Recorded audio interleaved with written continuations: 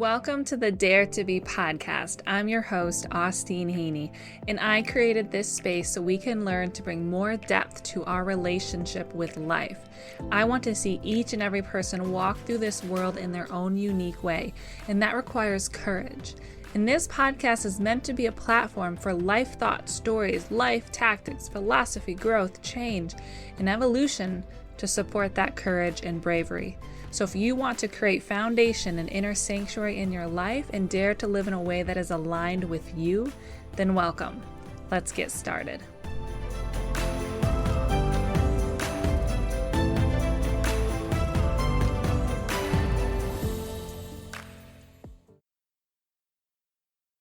Welcome back to the Dare to Be podcast. I'm Austeen. I'm the host here, and welcome to this sanctuary of empowerment and growth and evolution and really learning how to be in this world in your own unique way. That's what this podcast is all about. So I'm trying something new today, and I'm recording the audio of this, but I'm also filming myself in a video, and my intent is to figure out how to post that on YouTube alongside of the normal audio version that goes out to all the other platforms. So just kind of watching how people do this in the world. People tend to really like to see the face of the person talking and how, what their body language is and how they're interacting in that and like with their animal body. So I'm going to try this and see how it goes today. So bear with me. I think it's going to be fine, but bear with me. Today's podcast, this is number 8 out of 10 for the first season. So we just have a couple more podcasts left for this season, and then I'm going to take a small break, a short break, and I will be back with season 2.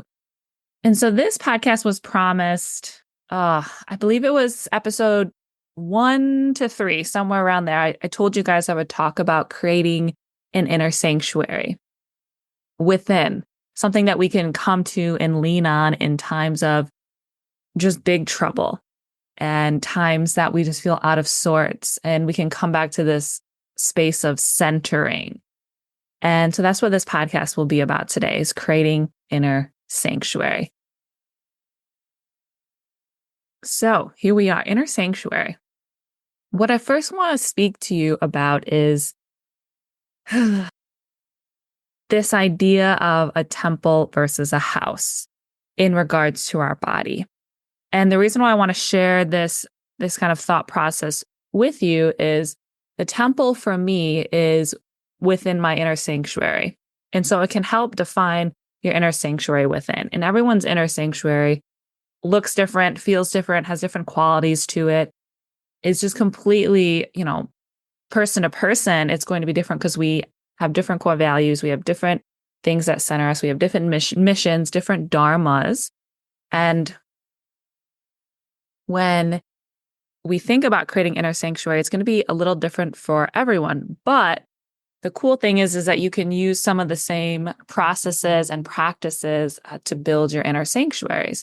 So for me, my inner sanctuary really resides in my heart space, like in the center of my heart. So not really even, towards the left, but what I imagine as my heart chakra, like the middle, the bridge between the chakras, the center point of enlightenment and grounding. That's where my inner sanctuary resides. It's also where my temple resides within my body. So we hear this idea of like the body is a temple. And I think it's interesting. I was recently introduced to this different point of view that the body is more the house than the temple. And so this last year, I've been really working with this idea, because what do you do in a temple versus what do you do in a house? The house is the space that you live in. It's a little bit messy. There's these nooks and crannies. There's a basement. There's, maybe some spider webs, some dust. It's where memories are made. It's where there's big belly laughs. It's where you live. It's where you have honest conversations and where you open up and where you feel comfortable and what you mix and move around and really create a space that is entirely yours. Whereas when I think about a temple, I think about a temple as a place that you go to connect to something bigger than yourself. You connect to universal medicine, great nature. You connect to something that feels, for me, very pure and very selfless in a way.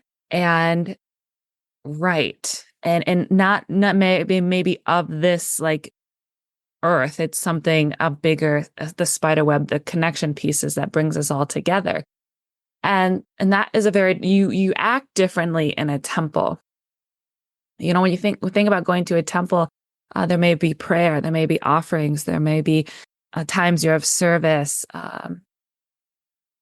You may be praying and just being quiet and coming back inwards and letting it's simple. Like the temple feels very simple, whereas the house can feel messy and complicated, but also alive. And the temple feels very centering for me. So there's these two different ideas. You have the house and then you have the temple. And the inner sanctuary resides for me in the temple. It's this space that is my own and that I have built brick by brick. And what I have made it out of is practices and core values. And just like creating a backbone, I have put time and effort into creating a space that I know I can go to and let everything else fade away. And this isn't like the inner sanctuary where everything like melts away and falls apart and like everything's right in the world, because it's not. And so my inner sanctuary and even my temple is grounded in reality.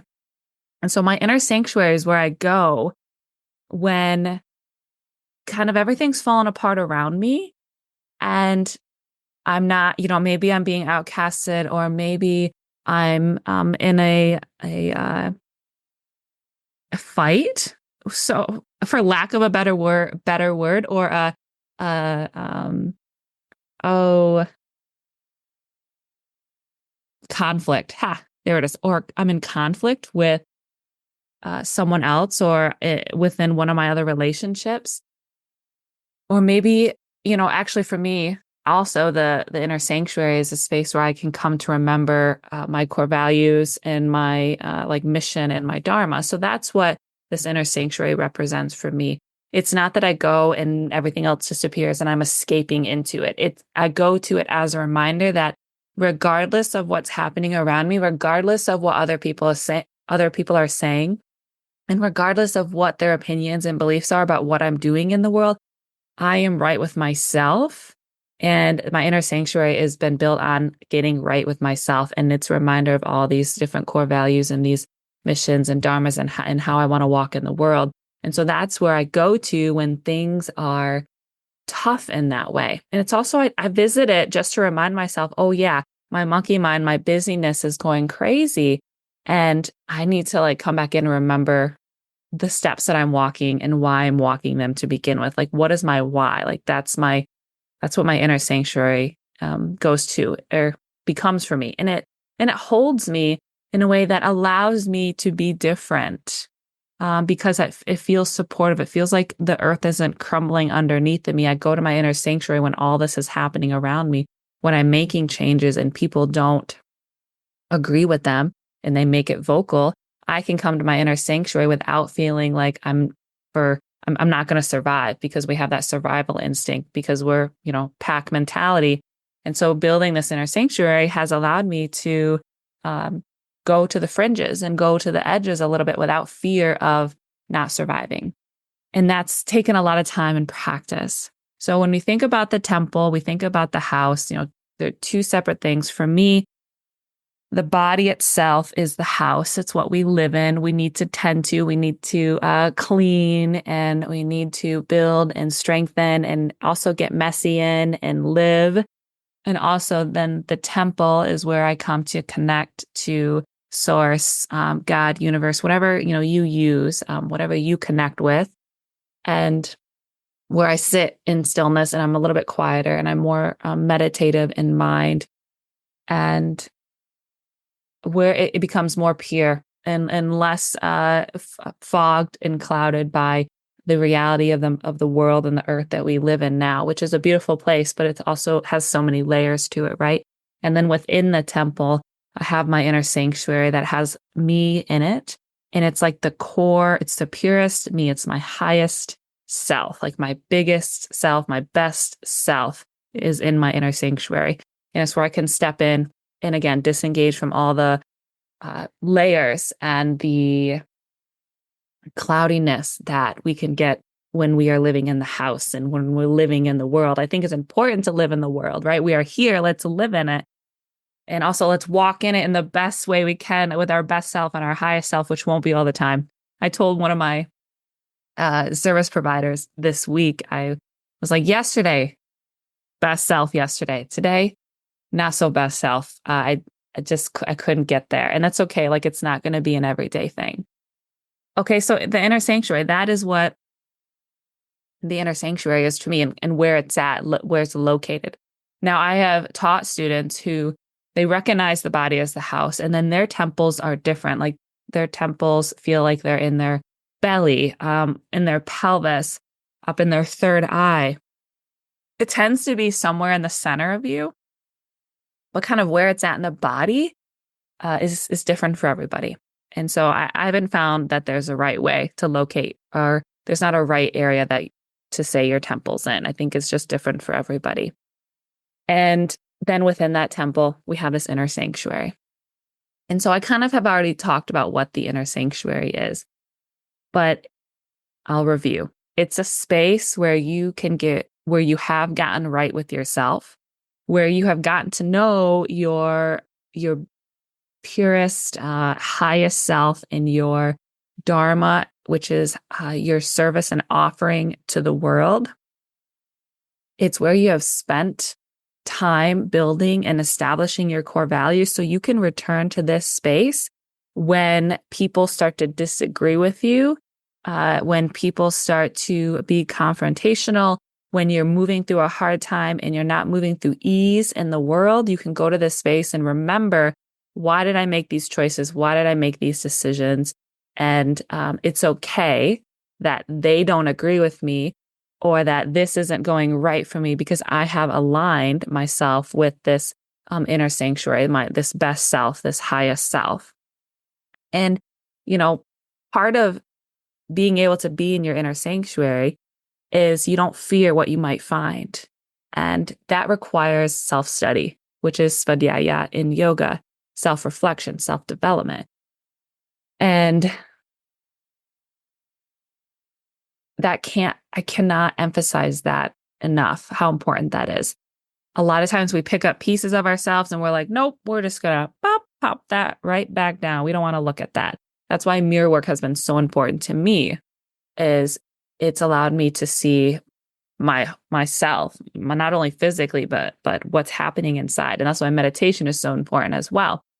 Is the inner sanctuary, to build it, you can't be afraid of what you might find when you go inward. And that's a journey. It's taken me years to be able to build an inner sanctuary. And even then, sometimes I look around the corner and I'm like, okay, what's happening in me? What's going on? Because it can be really scary. So I don't want to take anything away from that work. It's a lot of work, but it's important work, especially to build this inner sanctuary, because you have to move the things out of the way so you can get there. And those things that are in the way are usually, old patterns and narratives and habits and traumas and experiences that we have decided not to look at. And this isn't to say you should go demon hunting. I think there is a thing as too much shadow work, too much time spent in shadow work. Like you're always just going in and in and in, and you are searching for things wrong with you. I think that can be detrimental to the process of growing. I do think you should do shadow work. You should do, demon searching in a way that's more, it's not really searching. It's more just waiting. You have open palms, openness, and you're ready to receive those demons of yours instead of going to look for them, because they will show up, right? You don't have to go searching for them. They will find you, and then you will have the eyes open and you will be able to look at them through this idea of practicing self-reflection and self-study, and know that the things that you do and the things that you feel and the things that you think aren't your highest self. They are not like you as your core. They don't define you as your core. It's just the product of moving in this world. So when you are attempting to begin to build inner sanctuary,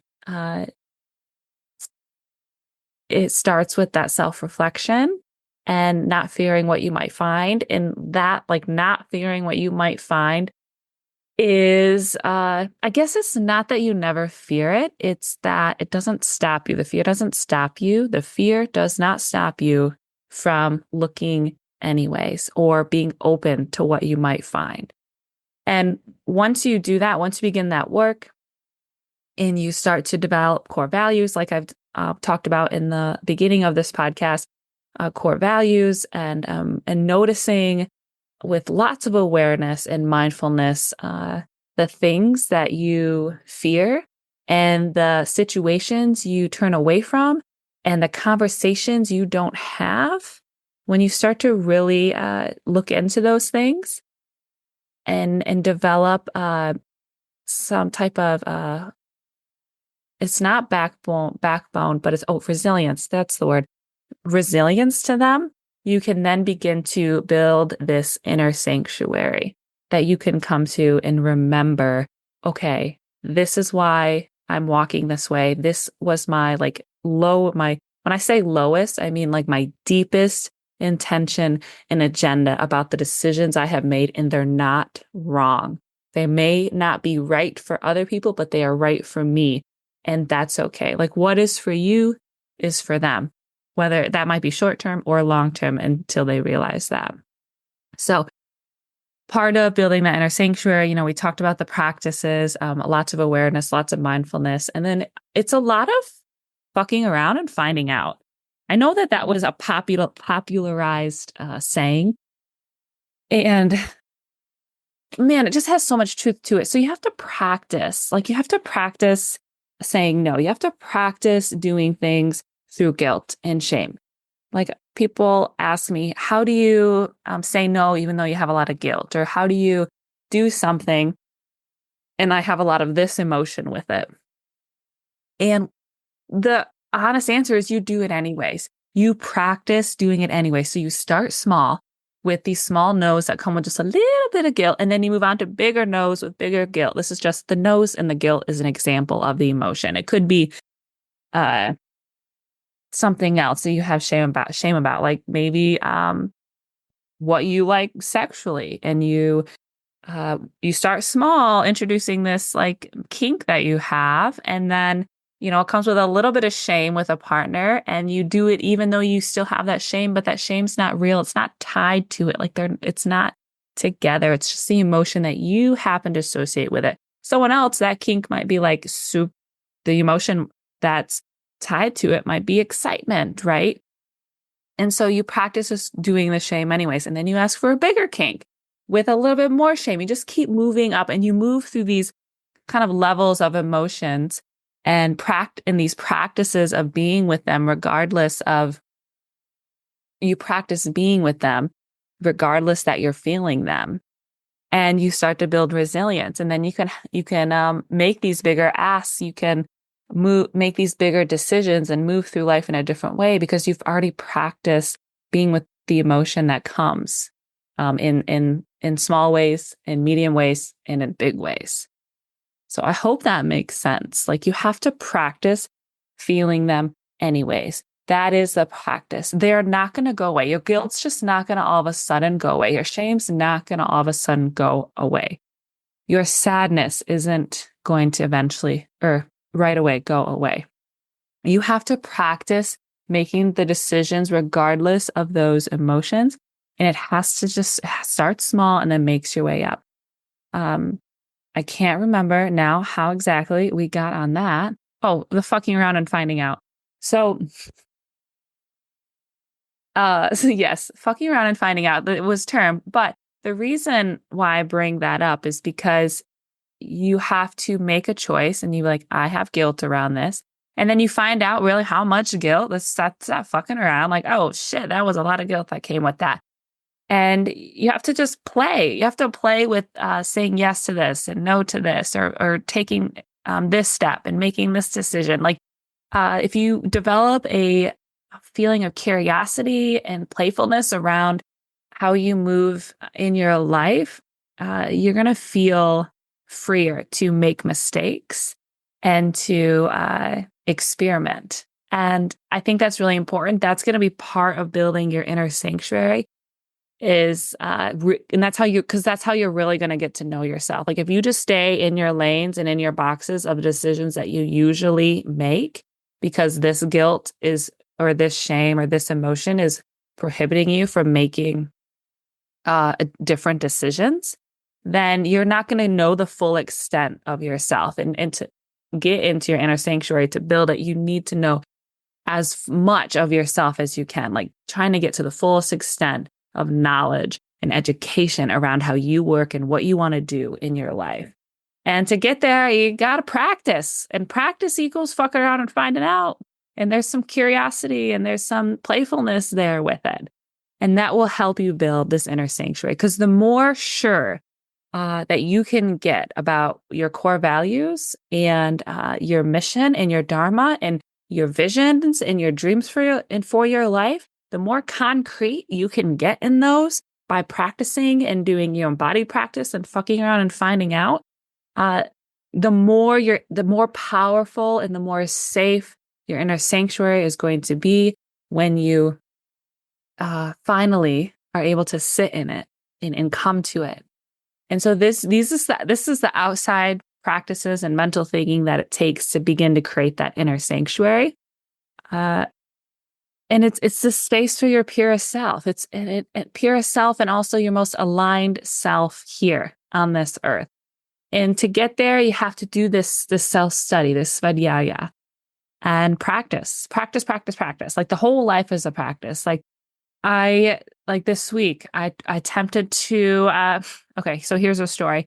My yoga class that I teach at Adrian College, half of the students came in late on Thursday. And slowly that's been building. Like every week they come in a little bit later, and a few more people come in late, and a few more people come in late. And so obviously it's something that I've been allowing. So I was fucking around and finding out about how do I approach this. And so I just said straight up to them, I said, okay, I said, half of this class has came in late today. Let's talk about it. Why are you coming in late? What are your reasons? What are your excuses? Like, what do you got for me? Like, what do you need from me? And why are you coming in late? Like, what's happening? And I got crickets. Nothing. I mean, they're college students, right? So that was a general assumption I just made. There are people, and confrontation isn't always fun, but no one had an excuse. I said, are there any excuses? Like, are there any reasons, like actual reasons why you are coming in 5 minutes late and half the class came in 5 minutes late? When our time is at 9 a.m. And it's important to respect that. Don't you agree?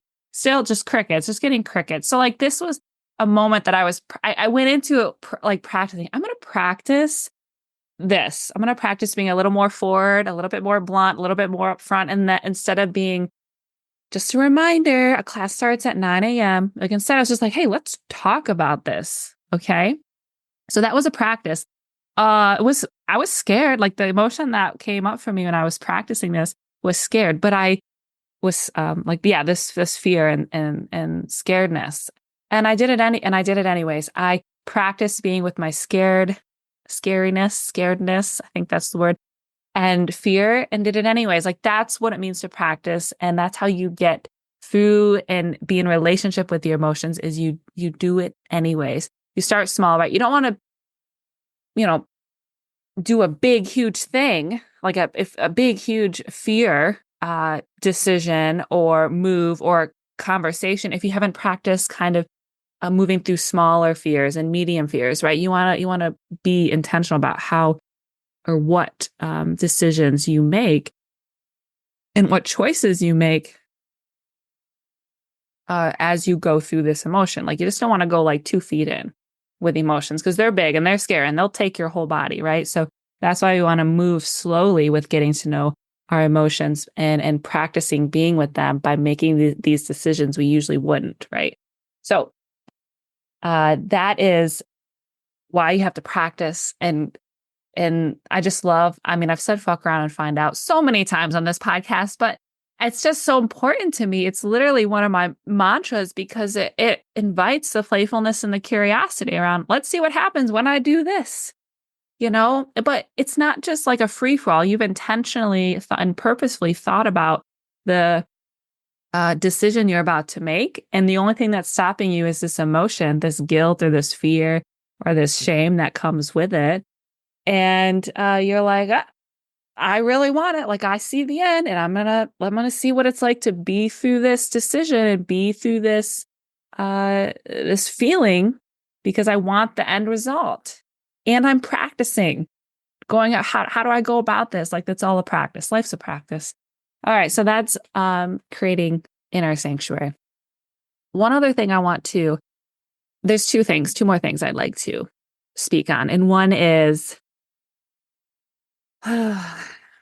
disentangling, and this is part of the pack mentality, is disentangling the idea that others' opinions of you are right and factual. They are not. I come to my inner sanctuary as a reminder of, oh, I know who I am. I know what my intent was. I know what my purpose was. And I have zero fucking control over how they are taking that, how they are viewing it, and what their perspective is. Like, you can only say so many things in so many ways to try to convince someone of your intent, and that it wasn't malicious or it wasn't this and it wasn't that. But it's wasted energy. Like, if you are right with yourself and this is how I'm going to share and this is how I'm going to speak about it and this is how I'm going to be in action, and it was right with you, right? It was right with your highest self. It was right within your inner sanctuary. It was right within your house. Then, however they're taking it, that's on them. That is their responsibility. So disentangle this idea that how you move through the world is other people's business. It's other people's business, and that their opinions and their perspectives are right. They're not. They're not factual. They're just their opinion. And how you think about yourself is what matters. Okay, you're not going to be for everyone. Please don't be for everyone, because they're going to be putting on 550,000 different masks for every person you walk in, you be in relationship with during life. Okay, so disentangle that idea. That's part of that inner sanctuary work. All right. The last thing that I want to move into is we've talked a lot about the importance of the core values and the inner sanctuary and where it's located at in the body. And we've talked about practicing and moving through these emotions and not being open to what you might find within yourself and spending, actually, I didn't say this, but spending a lot of time with yourself. That's also how we create inner sanctuary. And we just have to be within, we have to turn our gaze inward. We have to look at ourselves to be able to go in and have an inner sanctuary. The inner sanctuary just isn't like, oh, there it is. Poof. Thank you. It's something you build. It's something that you build over time. And that requires the practices, the fucking around, finding out, the noticing and the awareness and the mindfulness of how you're interacting with the world and the emotions that are coming up. And this bringing playfulness and curiosity around practicing how you want to interact with life. And some of the staples of those inner sanctuaries, the Dharma, the mission, the purest self, getting to know the highest version of you and what you are meant to do in this world. And those are the walls, the foundation, and the couches and the fireplace that's in the inner sanctuary itself, depending on how you imagine it.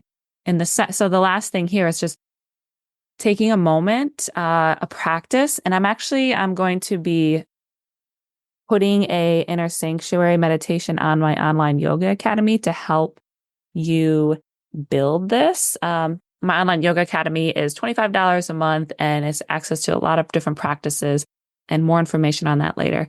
But this visualization, this meditation that you can do yourself without even having to enroll in my online yoga academy is imagining like actually in your mind's eye or even in your feeling body, because some people can't visualize, right? Some people have a hard time creating pictures in their head. You can also just feel it. So either feeling or imagining and creating this inner sanctuary. You can feel where your temple is, like where is your highest, purest self. And then you can build your inner sanctuary within there. You can also build your inner sanctuary not related to that if you want. But for me, it's in there. It feels protected when it's in there. Like it's another shell of remembrance of, oh yeah, this is my highest self when I come into my temple. And I'm honoring that. And it's a sacred space. And so is my inner sanctuary. That's why it's in my temple. And so imagining what it looks like, right? How big is it? What's the shape of it? Is for me, it's like going into a earthy cave, but it's like a bougie earthy cave. There's a fireplace, like a big hearth. There's this wonderful couch that's just like an L-shaped ish, and it's got all these pillows, and there's just really soft lighting, and the walls are dirt and vines. And luckily, like in the cave, even though I say cave, it's not dark. It's like a soft glowing light. There's this wonderful cushion that I sit on when I go into my mind's eye and go to my inner sanctuary that just like connects me right up the center of me, reminding me of my core values and my alignment and why I've done what I've done and why I've taken the actions that I've taken, and just clearing the cobwebs. So you can do that practice of, putting on a timer for 10 minutes, taking a few deep breaths, and just imagine, okay, what is my inner sanctuary? What does it look like? What does it have in it? And how do I get there? Right. So you can just start to build that relationship with it, like the physical, I'm air quoting, path that you get to it through your mind's eye, through your feeling body or sense body. And then like what it's made out of is, then I imagine the practices help create that space. But then also within my inner sanctuary, I have these, the walls labeled with my core values and with my missions and with my dharma and with the emotions that I'm working with presently.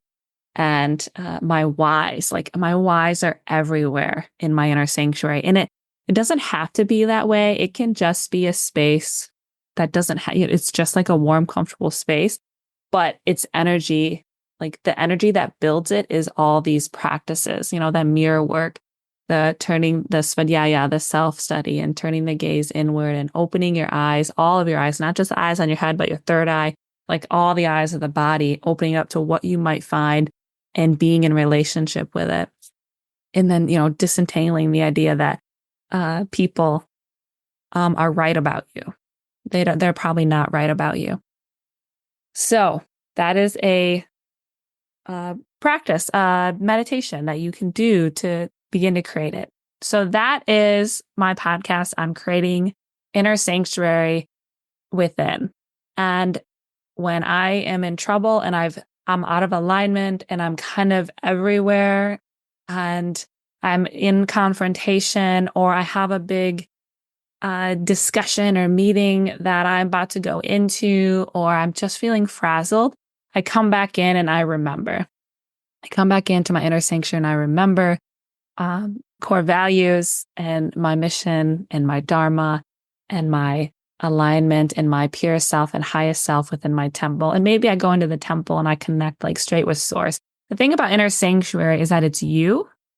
Like it's you. It's made up of you and your mission and your different energies and your core values, because they're going to be different. Definitely recommend listening to that podcast if you haven't. And then the temple is like the bigger connective piece, like the bigger source energy pieces. So you can connect to both while you're in there, right? You can get guidance from yourself and also from outside yourself. And then, of course, we have our house, which is our body. Okay, more to come on the podcast. There's 2 more episodes. Really looking forward to it. If you guys have any questions, I'm here for you. If you are interested in the online yoga academy, it's on freetobeyogaMassage.com. I'm just going to pull it up here. freetobeyogaMassage.com. And I have 6 different categories on it right now, and I'm adding to it every month, adding different videos and different practices. I'm starting to add and film different yogic study sessions in there as well. Like it's meant to be a platform that helps you free to be and dare to be. And so there's different kinds of yoga on there. There's meditations. There's vinyasa, yin, tender. Tender yoga is one of my own created sequences and structures. There's some beginner yoga. And of course, there's vinyasa. And I also have one spot left in my Yoga in Paradise yoga retreat on the island of St. Croix. That is February 23rd through March 1st. It's a shared space. It's $2,500. It's going to be magnificent. I hope that you'll join us. One spot left, and it's an all-women group. So we're looking for someone who would like to get on an island and step away and have a vacation. And this retreat is really, it's not about the deep work that I tend to do. This one's very fun, slow, light, and easy. Like that's what this retreat is embodying. And then the Costa Rica one coming in June 8th through the 14th. That one is nurturing the parts of yourself that you casted out. So that one's going to be like medium level, deepish work, at least from me. That might be deep work for other people. It might be light work for other people, but it's going to be a little bit deeper. And my voice is starting to go. That tells me that I'm out of time. Okay, friends, it's been wonderful. Share this, please, if this has impacted you. This is how the podcast gets out. It's how I get to be of more service to more people. So thank you very much, and I'll see you guys on the other side. Thank you so much for joining me today, my friends. If you found value in this podcast or it made you smile, please consider leaving a 5-star review and subscribe on whichever platform you are listening on. This allows other like-minded people to find me. If you would like to support me in other ways, check out my website, austeenheaney.com, or freetobeyogaandmassage.com. Thank you, and don't forget, sometimes the biggest dare that we can do in a day is to have hope. Until we meet again.